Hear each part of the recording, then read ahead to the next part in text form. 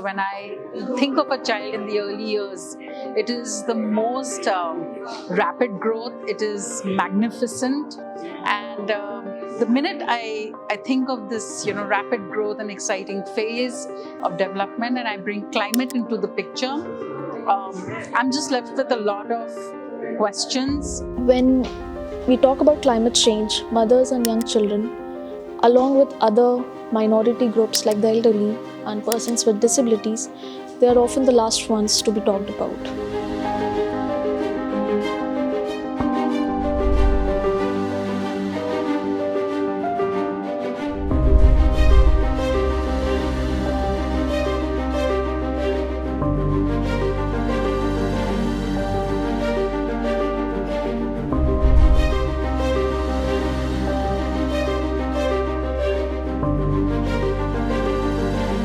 Climate crisis is really a health crisis, and when we talk of children, they are among the most vulnerable sections of the society.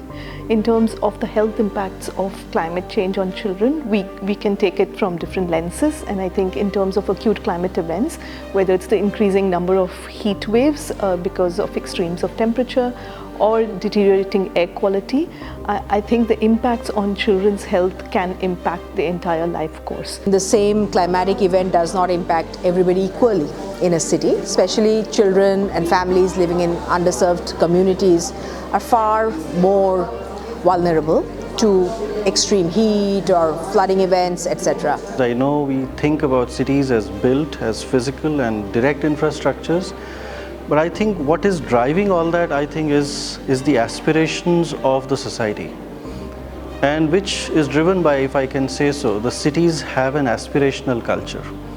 Now, the sea of the children is therefore reduced to a sea of confinement. And the only question that brings us to this forum of Capita and Socratus on children in the Policy Action Lab is can the sea of the can we do something about it? Can we look at our streets to create more sustainable environments, sustainable and more pro-mobility choices for our children, giving their caregivers the access to a lot of city services which many of them don't have. Will children be able to go out to play? Will they, when we say we want them to connect with nature, how will they do that? So will they actually be developing in the right way? Opportunities provided in case of streamlining our infrastructure and providing safety to the children.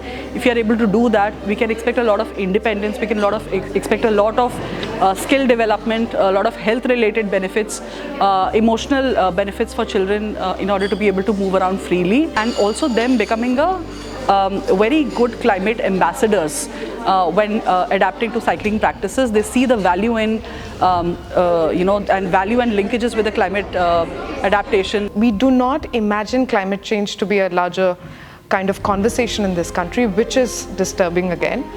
And it's important, I think at a governance level, what we need to strengthen is a lot of our systems, because when you talk about mobility, energies, you name it, the problem is at the basics, which is at a city governance level, city infrastructure level, city decision-making level, and going down deeper into the citizen. Making health systems themselves resilient to climate change.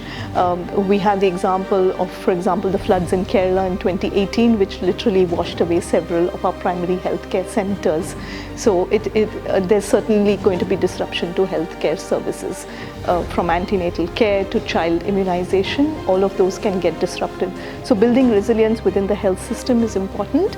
We can't anymore take the approach that what will happen by me as an individual doing it. We all need to do our little bit for it all to kind of have a ripple effect and contribute to something larger. Just like raising a child, it takes a village. I think in order to tackle this climate crisis that we have, that is impacting our youngest, who are least responsible for it the most, we need the village, we need the intersectoral collaboration, and it will take a village to solve and actually address this and give, if we have any hope for a healthy, resilient society through our healthy, resilient children, we all need to come together.